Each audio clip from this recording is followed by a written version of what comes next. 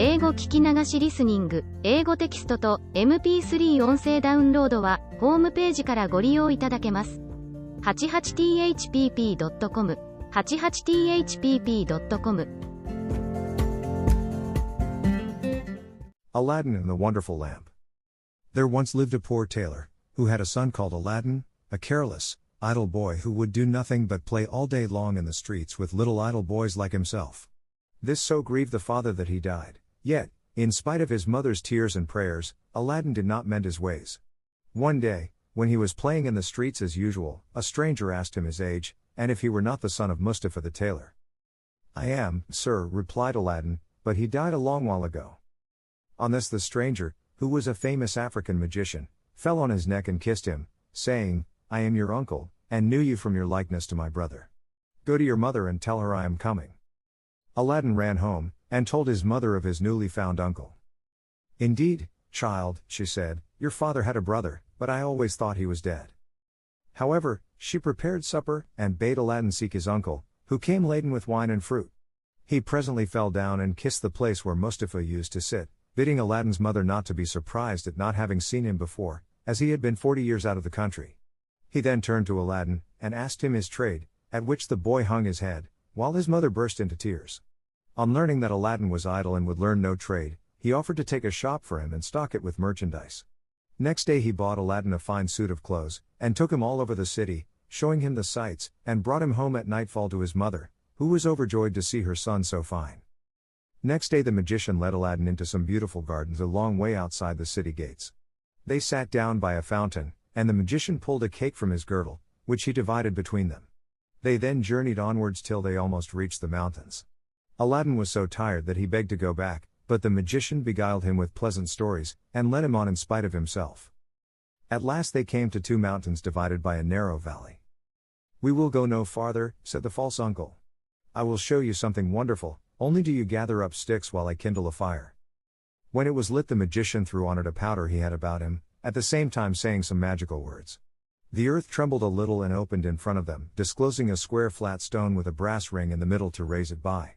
Aladdin tried to run away, but the magician caught him and gave him a blow that knocked him down. "What have I done, uncle?" he said piteously, whereupon the magician said more kindly, "Fear nothing, but obey me. Beneath this stone lies a treasure which is to be yours, and no one else may touch it, so you must do exactly as I tell you." At the word treasure, Aladdin forgot his fears, and grasped the ring as he was told, saying the names of his father and grandfather. The stone came up quite easily and some steps appeared. "Go down," said the magician. "At the foot of those steps you will find an open door leading into 3 large halls. Tuck up your gown and go through them without touching anything, or you will die instantly. These halls lead into a garden of fine fruit trees. Walk until you come to a niche in a terrace where stands a lighted lamp. Pour out the oil it contains and bring it to me." He drew a ring from his finger and gave it to Aladdin, bidding him prosper. Aladdin found everything as the magician had said, gathered some fruit off the trees, and, having got the lamp, arrived at the mouth of the cave. The magician cried out in a great hurry, "Make haste and give me the lamp." This Aladdin refused to do until he was out of the cave. The magician flew into a terrible passion, and throwing some more powder on the fire, he said something, and the stone rolled back into its place.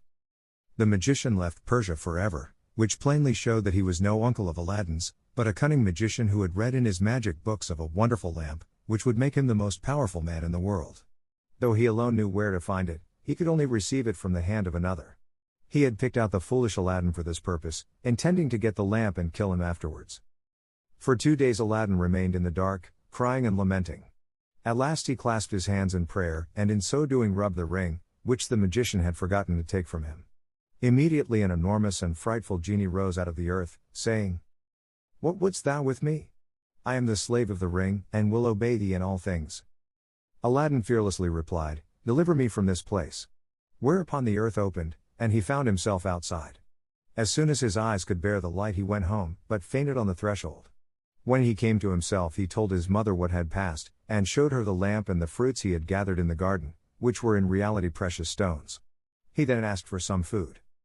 "Alas, child," she said, "I have nothing in the house, but I have spun a little cotton and will go and sell it." Aladdin bade her keep her cotton, for he would sell the lamp instead. As it was very dirty, she began to rub it, that it might fetch a higher price. Instantly a hideous genie appeared, and asked what she would have. She fainted away, but Aladdin, snatching the lamp, said boldly, "Fetch me something to eat."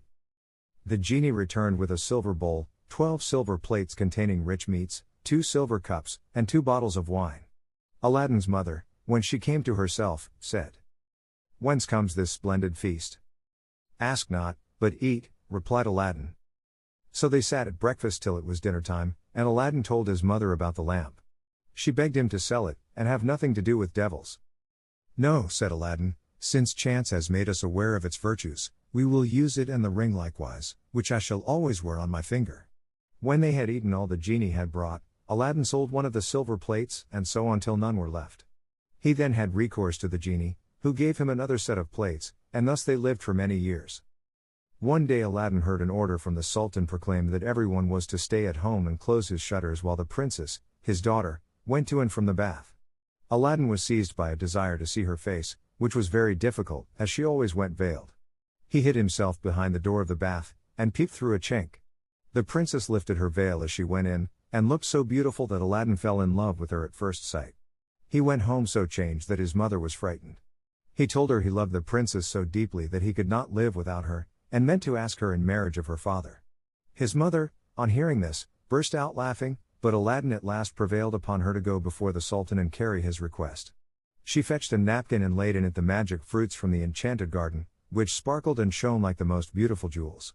She took these with her to please the Sultan, and set out, trusting in the lamp. The Grand Vizier and the Lords of Council had just gone in as she entered the hall and placed herself in front of the Sultan. He, however, took no notice of her. She went every day for a week, and stood in the same place. When the council broke up on the 6th day, the Sultan said to his vizier, "I see a certain woman in the audience chamber every day carrying something in a napkin. Call her next time, that I may find out what she wants." Next day, at a sign from the vizier, she went up to the foot of the throne, and remained kneeling till the Sultan said to her, "Rise, good woman, and tell me what you want." She hesitated, so the Sultan sent away all but the vizier, and bade her speak freely, promising to forgive her beforehand for anything she might say. She then told him of her son's violent love for the princess. "I prayed him to forget her," she said, "but in vain. He threatened to do some desperate deed if I refused to go and ask your majesty for the hand of the princess. Now I pray you to forgive not me alone, but my son Aladdin." The Sultan asked her kindly what she had in the napkin, whereupon she unfolded the jewels and presented them. He was thunderstruck, and turning to the vizier said, "What sayest thou? Ought I not to bestow the princess on one who values her at such a price?" The vizier, who wanted her for his own son, begged the Sultan to withhold her for 3 months, in the course of which he hoped his son would contrive to make him a richer present. The Sultan granted this, and told Aladdin's mother that, though he consented to the marriage, she must not appear before him again for 3 months. Aladdin waited patiently for nearly 3 months, but after 2 had elapsed, his mother, going into the city to buy oil, found everyone rejoicing, and asked what was going on. "Do you not know," was the answer, "that the son of the Grand Vizier is to marry the Sultan's daughter tonight?" Breathless, she ran and told Aladdin, who was overwhelmed at first, but presently bethought him of the lamp. He rubbed it, and the genie appeared, saying, "What is thy will?" Aladdin replied, "The Sultan, as thou knowest, has broken his promise to me, and the vizier's son is to have the princess. My command is that tonight you bring hither the bride and bridegroom." "Master, I obey," said the genie. Aladdin then went to his chamber, where, sure enough, at midnight the genie transported the bed containing the vizier's son and the princess. "Take this new married man," he said, "and put him outside in the cold, and return at daybreak." Whereupon the genie took the vizier's son out of bed, leaving Aladdin with the princess. "Fear nothing," Aladdin said to her, "you are my wife, promised to me by your unjust father, and no harm shall come to you." The princess was too frightened to speak, and passed the most miserable night of her life, while Aladdin lay down beside her and slept soundly. At the appointed hour the genie fetched in the shivering bridegroom, laid him in his place, and transported the bed back to the palace. Presently the Sultan came to wish his daughter good morning.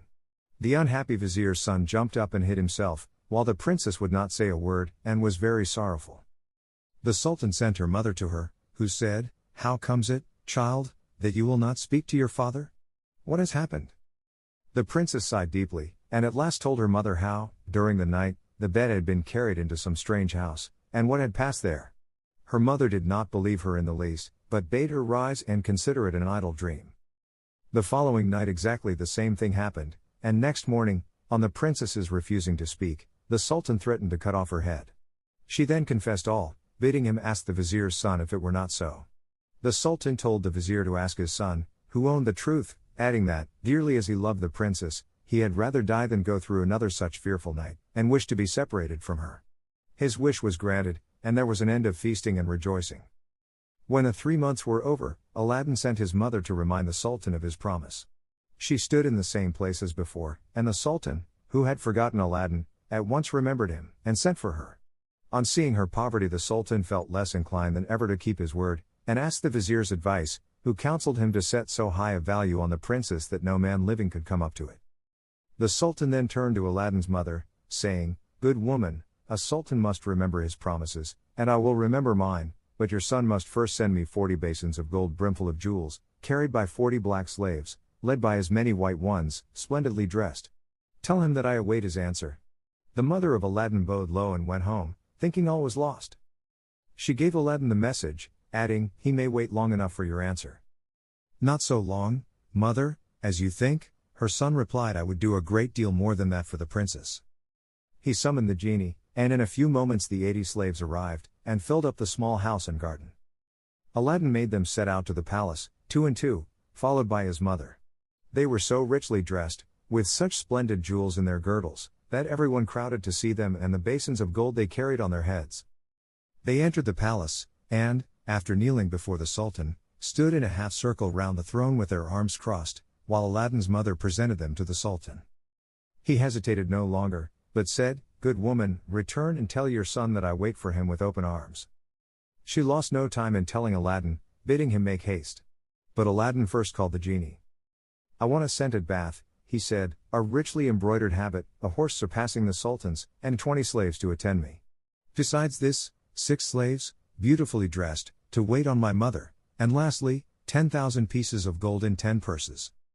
No sooner said than done. Aladdin mounted his horse and passed through the streets, the slaves strewing gold as they went. Those who had played with him in his childhood knew him not, he had grown so handsome. When the Sultan saw him, he came down from his throne, embraced him, and led him into a hall where a feast was spread, intending to marry him to the princess that very day. But Aladdin refused, saying, "I must build a palace fit for her," and took his leave. Once home, he said to the genie, "Build me a palace of the finest marble, set with jasper, agate, and other precious stones. In the middle you shall build me a large hall with a dome, its 4 walls of massy gold and silver, each side having 6 windows, whose lattices, all except one, which is to be left unfinished, must be set with diamonds and rubies. There must be stables and horses and grooms and slaves, go and see about it." The palace was finished by next day, and the genie carried him there and showed him all his orders faithfully carried out, even to the laying of a velvet carpet from Aladdin's palace to the Sultan's. Aladdin's mother then dressed herself carefully, and walked to the palace with her slaves, while he followed her on horseback. The Sultan sent musicians with trumpets and cymbals to meet them, so that the air resounded with music and cheers. She was taken to the princess, who saluted her and treated her with great honor. At night the princess said goodbye to her father, and set out on the carpet for Aladdin's palace, with his mother at her side, and followed by the 100 slaves. She was charmed at the sight of Aladdin, who ran to receive her. "Princess," he said, "blame your beauty for my boldness if I have displeased you." She told him that, having seen him, she willingly obeyed her father in this matter. After the wedding had taken place, Aladdin led her into the hall, where a feast was spread, and she supped with him, after which they danced till midnight. Next day Aladdin invited the Sultan to see the palace. On entering the hall with the 24 windows, with their rubies, diamonds, and emeralds, he cried, "It is a world's wonder. There is only one thing that surprises me. Was it by accident that one window was left unfinished?" "No, sir, by design," returned Aladdin. "I wished your majesty to have the glory of finishing this palace." The Sultan was pleased, and sent for the best jewelers in the city. He showed them the unfinished window, and bade them fit it up like the others. "Sir," replied their spokesman, "we cannot find jewels enough." The Sultan had his own fetched, which they soon used, but to no purpose, for in a month's time the work was not half done. Aladdin, knowing that their task was vain, bade them undo their work and carry the jewels back, and the genie finished the window at his command. The Sultan was surprised to receive his jewels again and visited Aladdin, who showed him the window finished. The Sultan embraced him, the envious vizier meanwhile hinting that it was the work of enchantment. Aladdin had won the hearts of the people by his gentle bearing. He was made captain of the Sultan's armies, and won several battles for him, but remained modest and courteous as before, and lived thus in peace and content for several years. But far away in Africa the magician remembered Aladdin, and by his magic arts discovered that Aladdin, instead of perishing miserably in the cave, had escaped, and had married a princess, with whom he was living in great honor and wealth. He knew that the poor tailor's son could only have accomplished this by means of the lamp, and traveled night and day till he reached the capital of China, bent on Aladdin's ruin. As he passed through the town he heard people talking everywhere about a marvelous palace. "Forgive my ignorance," he asked, "what is this palace you speak of?" "Have you not heard of Prince Aladdin's palace?" was the reply, "the greatest wonder of the world? I will direct you if you have a mind to see it." The magician thanked him who spoke, and having seen the palace knew that it had been raised by the genie of the lamp, and became half mad with rage. He determined to get hold of the lamp, and again plunge Aladdin into the deepest poverty. Unluckily, Aladdin had gone a-hunting for 8 days, which gave the magician plenty of time. He bought a dozen copper lamps, put them into a basket, and went to the palace, crying, "New lamps for old," followed by a jeering crowd. The princess, sitting in the hall of 24 windows, sent a slave to find out what the noise was about, who came back laughing, so that the princess scolded her. "Madam," replied the slave, "who can help laughing to see an old fool offering to exchange fine new lamps for old ones?" Another slave, hearing this, said, "There is an old one on the cornice there which he can have." Now this was the magic lamp, which Aladdin had left there, as he could not take it out hunting with him. The princess, not knowing its value, laughingly bade the slave take it and make the exchange. She went and said to the magician, "Give me a new lamp for this." He snatched it and bade the slave take her choice, amid the jeers of the crowd. Little he cared, but left off crying his lamps, and went out of the city gates to a lonely place, where he remained till nightfall, when he pulled out the lamp and rubbed it.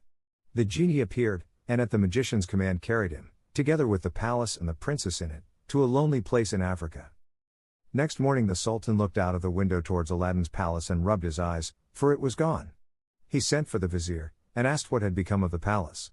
The vizier looked out too, and was lost in astonishment. He again put it down to enchantment, and this time the Sultan believed him, and sent 30 men on horseback to fetch Aladdin in chains.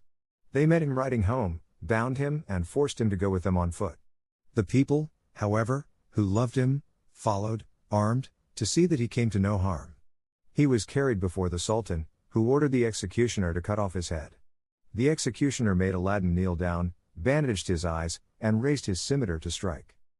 At that instant the vizier, who saw that the crowd had forced their way into the courtyard and were scaling the walls to rescue Aladdin, called to the executioner to stay his hand. The people, indeed, looked so threatening that the Sultan gave way and ordered Aladdin to be unbound, and pardoned him in the sight of the crowd. Aladdin now begged to know what he had done. "False wretch," said the Sultan, "come hither," and showed him from the window the place where his palace had stood. Aladdin was so amazed that he could not say a word. "Where is my palace and my daughter?" demanded the Sultan. "For the first I am not so deeply concerned, but my daughter I must have, and you must find her or lose your head."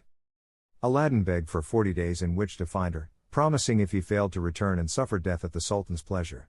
His prayer was granted, and he went forth sadly from the Sultan's presence. For 3 days he wandered about like a madman, asking everyone what had become of his palace, but they only laughed and pitied him. He came to the banks of a river, and knelt down to say his prayers before throwing himself in. In so doing he rubbed the magic ring he still wore. The genie he had seen in the cave appeared, and asked his will. "Save my life, genie," said Aladdin, "and bring my palace back." "That is not in my power," said the genie, "I am only the slave of the ring, you must ask the slave of the lamp." "Even so," said Aladdin, "but thou canst take me to the palace, and set me down under my dear wife's window." He at once found himself in Africa, under the window of the princess, and fell asleep out of sheer weariness. He was awakened by the singing of the birds, and his heart was lighter. He saw plainly that all his misfortunes were owing to the loss of the lamp, and vainly wondered who had robbed him of it. That morning the princess rose earlier than she had done since she had been carried into Africa by the magician, whose company she was forced to endure once a day. She, however, treated him so harshly that he dared not live there altogether. As she was dressing, one of her women looked out and saw Aladdin. The princess ran and opened the window, and at the noise she made Aladdin looked up. She called to him to come to her, and great was the joy of these lovers at seeing each other again. After he had kissed her, Aladdin said, "I beg of you, Princess, in God's name, before we speak of anything else, for your own sake and mine, tell me what has become of an old lamp I left on the cornice in the hall of 24 windows, when I went a-hunting." "Alas!" she said, "I am the innocent cause of our sorrows," and told him of the exchange of the lamp. "Now I know," cried Aladdin, "that we have to thank the African magician for this. Where is the lamp?" "He carries it about with him," said the princess. "I know, for he pulled it out of his breast to show me. He wishes me to break my faith with you and marry him, saying that you were beheaded by my father's command. He is forever speaking ill of you, but I only reply by my tears. If I persist, I doubt not that he will use violence." Aladdin comforted her, and left her for a while. He changed clothes with the first person he met in the town, and having bought a certain powder returned to the princess, who let him in by a little side door. "Put on your most beautiful dress," he said to her, "and receive the magician with smiles, leading him to believe that you have forgotten me. Invite him to sup with you, and say you wish to taste the wine of his country. He will go for some, and while he is gone I will tell you what to do." She listened carefully to Aladdin, and when he left her arrayed herself gaily for the first time since she left China. She put on a girdle and headdress of diamonds, and seeing in a glass that she looked more beautiful than ever, received the magician, saying to his great amazement, "I have made up my mind that Aladdin is dead, and that all my tears will not bring him back to me, so I am resolved to mourn no more, and have therefore invited you to sup with me, but I am tired of the wines of China, and would fain taste those of Africa." The magician flew to his cellar, and the princess put the powder Aladdin had given her in her cup. When he returned she asked him to drink her health in the wine of Africa, handing him her cup in exchange for his as a sign she was reconciled to him. Before drinking the magician made her a speech in praise of her beauty, but the princess cut him short saying, "Let me drink first, and you shall say what you will afterwards." She set her cup to her lips and kept it there, while the magician drained his to the dregs and fell back lifeless. The princess then opened the door to Aladdin, and flung her arms round his neck, but Aladdin put her away, bidding her to leave him, as he had more to do. He then went to the dead magician, took the lamp out of his vest, and bade the genie carry the palace and all in it back to China. This was done, and the princess in her chamber only felt 2 little shocks, and little thought she was at home again. The Sultan, who was sitting in his closet, mourning for his lost daughter, happened to look up, and rubbed his eyes, for there stood the palace as before. He hastened thither, and Aladdin received him in the hall of the 24 windows, with the princess at his side. Aladdin told him what had happened, and showed him the dead body of the magician, that he might believe. A 10 days' feast was proclaimed, and it seemed as if Aladdin might now live the rest of his life in peace, but it was not to be. The African magician had a younger brother, who was, if possible, more wicked and more cunning than himself.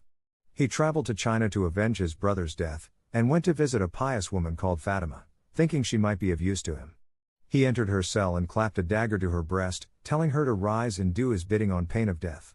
He changed clothes with her, colored his face like hers, put on her veil and murdered her, that she might tell no tales. Then he went towards the palace of Aladdin, and all the people, thinking he was the holy woman, gathered round him, kissing his hands and begging his blessing. When he got to the palace there was such a noise going on round him that the princess bade her slave look out of the window and ask what was the matter. The slave said it was the holy woman, curing people by her touch of their ailments, whereupon the princess, who had long desired to see Fatima, sent for her. On coming to the princess the magician offered up a prayer for her health and prosperity. When he had done the princess made him sit by her, and begged him to stay with her always. The false Fatima, who wished for nothing better, consented, but kept his veil down for fear of discovery. The princess showed him the hall, and asked him what he thought of it.